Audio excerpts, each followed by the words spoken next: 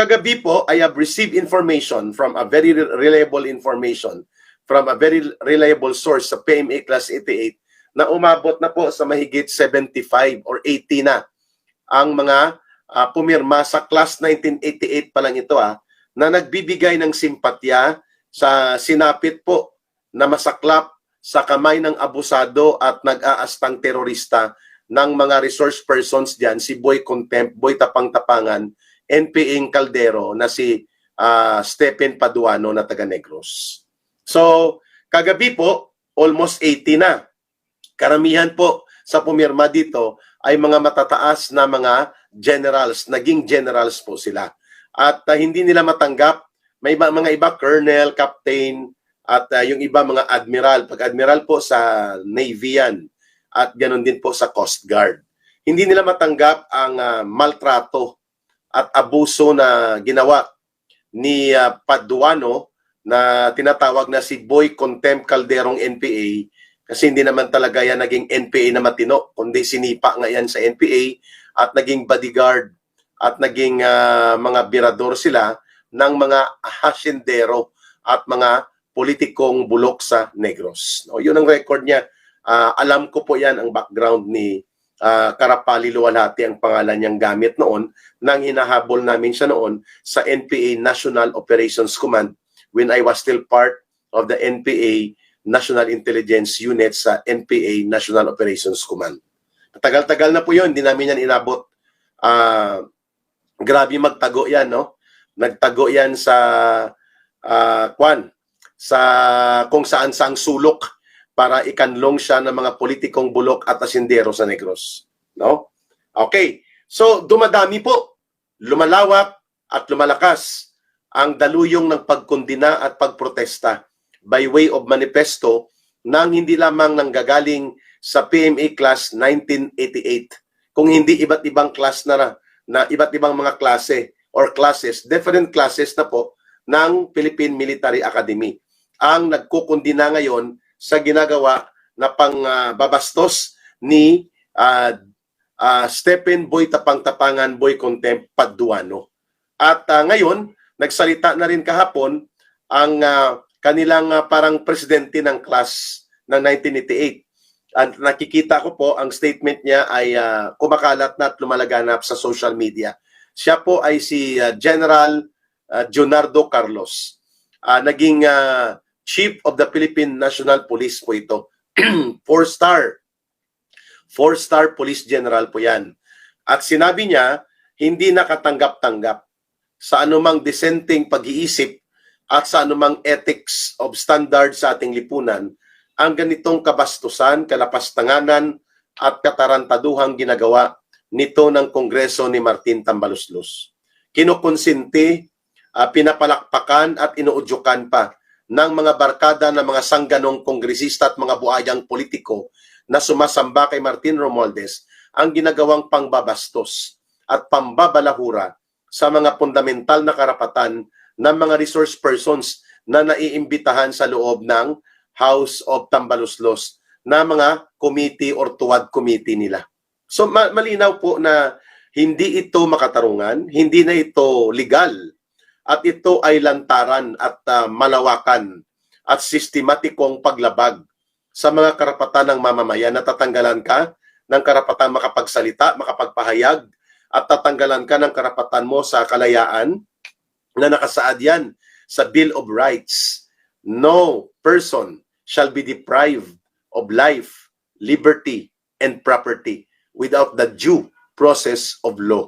Dapat isalaksak yan sa utak nila Martin Romualdez at ng kanilang mga alipores kagaya ni Boy Calderong NPA, Boy Tapang-Tapangan, Boy Contempt Paduano, no? Ang bully, parang schoolyard bully, no? Kaya nga nakipagsagutan talaga ako diyan sa kanila nung panahon na kami ang pinapakontempt at tinaharas nila at inaabuso nila kami doon, kasama ang SMNI editorial board at mga abogado namin at si Lorraine Badoy. At nang ako po ay kanila nang i-remit sa kulungan nila, at ang gusto pa ni Boy Pimentel, ni yung taga Surigao na congressman, no, na napakahambog din kagaya ni Benny Abante, at alam ko naman kung anong background noon tungkol sa NPA, no, lumuhod yon sa NPA.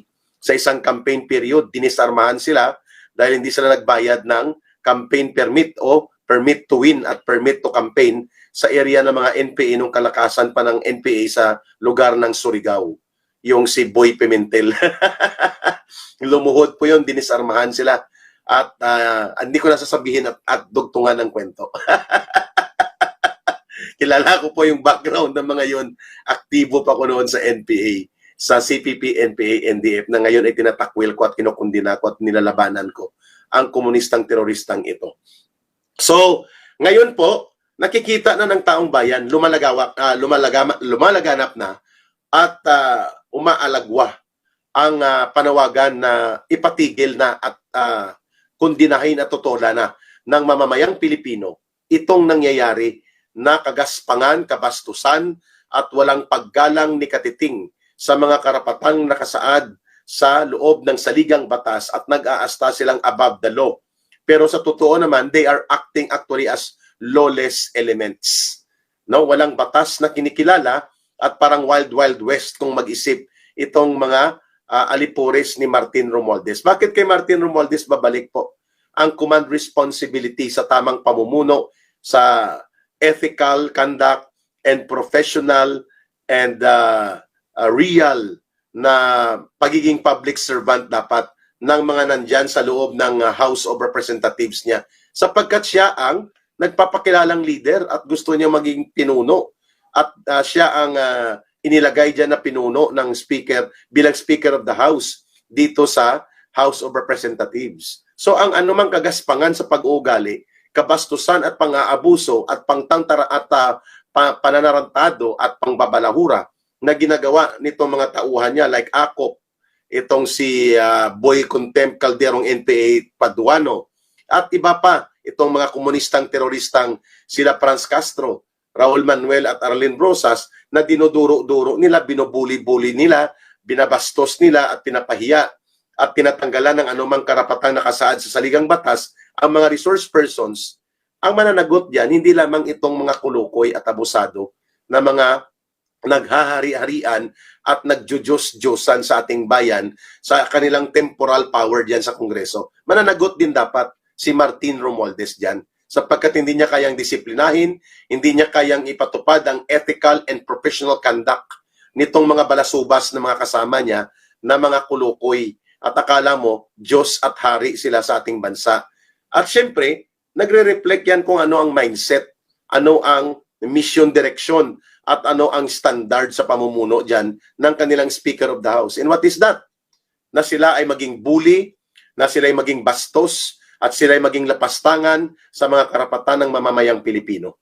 At ang kanilang ginagawa ay hindi na in aid of legislation, kundi in execution of campaign to demolish and persecute their so-called political enemies. At dapat yan, buwagin sila.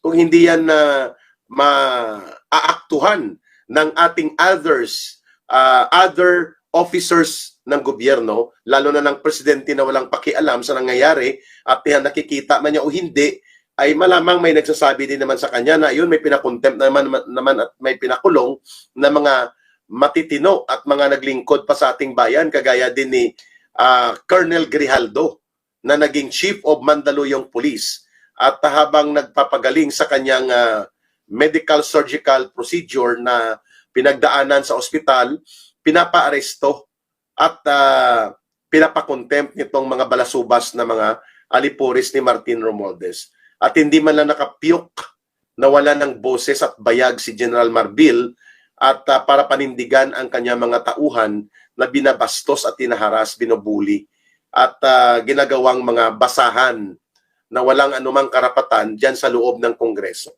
Naranasan ko po yan. Kaya tinawag ko silang kangaroo court. At kung may pagkakataon ay uulitin ko po yan ulit dyan sa kanila. Natawagin silang kangaroo court. So ano, death penalty nila si kay Eric?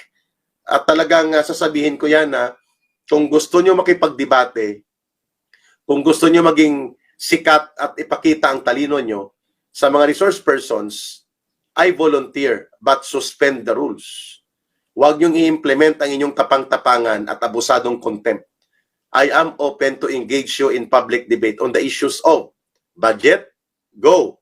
on the issues of abuse and excessive use of oversight power and violations of the Constitution. Kahit hindi po ako abogado, kahit may mga abogado kayo, go.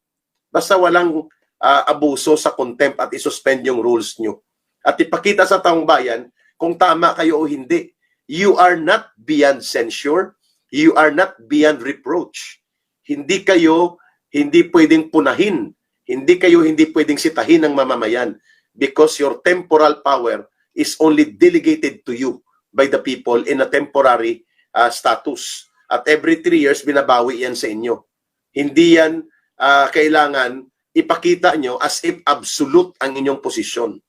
Ang pondo ni ultimo bond paper, ballpen ninyo dyan na ginagamit, sweldo na pinapalamo nyo sa inyong mga pamilya at sa inyong sarili, at ang abuso nyo, mga mamahaling sasakyan nyo, bag, relo, at mga armas nyo na binibili nyo, na dinidisplay nyo pa like kay Benny Abante, ang inyong mga luho, ang inyong mga abuso at waldas.